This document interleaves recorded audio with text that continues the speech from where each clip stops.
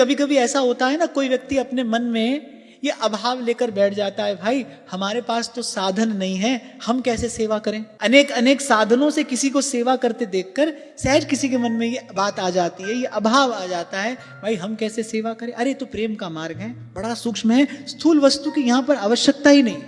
जो भी हम प्रभु को निवेदन करते हैं वस्तुतः भाई वो श्री ठाकुर जी की व्यवस्था हमारे सुख के लिए की गई। वो तो अत्यंत सूक्ष्म देश है, मनहु की जहां गति नहीं, वहां स्थूल वस्तु कैसे प्रवेश करेगी।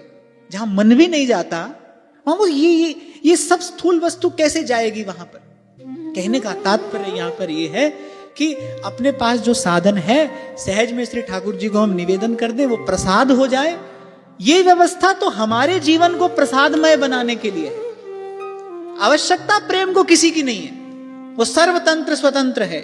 भक्ति सुतंत्र सकल सुख खानी।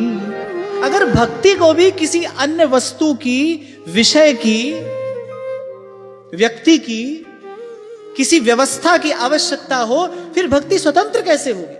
स्वतंत्र तो वही होता है भाई जिसको किसी की आवश्यकता नहीं है, किसी की अपेक्षा नहीं है, वही स्वतंत्र कहलाने योग्य है। भक्ति क्यों स्वतंत्र है, और कुछ नहीं चाहिए भाई, हृदय का भाव पर्याप्त है। कुछ हो ठाकुर जी को निवेदन कर दो, नहीं तो इनको आप प्रेम से जी भर के देखिए, निहारिए, बस हो गई इनकी आराधना। और मैं अपने मन से थोड़ी कह रहा हूं, वेणु गीत में शायद ये प्रसंग आता है, वो जो वन में हिरणियां हैं वो श्री ठाकुर जी को देख रही है, उनके नेत्रों से अश्रुपात हो रहा है, त्रिभंग ललित मुद्रा में श्याम सुंदर ठाड़े हैं।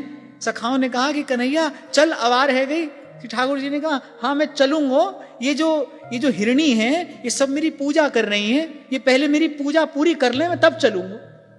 और संघ के सखाओं ने देखा यहाँ कौन सी पूजा हो रही है, पर ये तो प्रेम मूर्ति है ना, बस हिरणियां इनको देख रही हैं, एक टक निहार रही हैं, नेत्रों से अश्रुपात हो रहा है, यही इनकी पूजा है। वाग्गद गदा द्रवते यस्य चित्तम असत्यभीक्ष्णं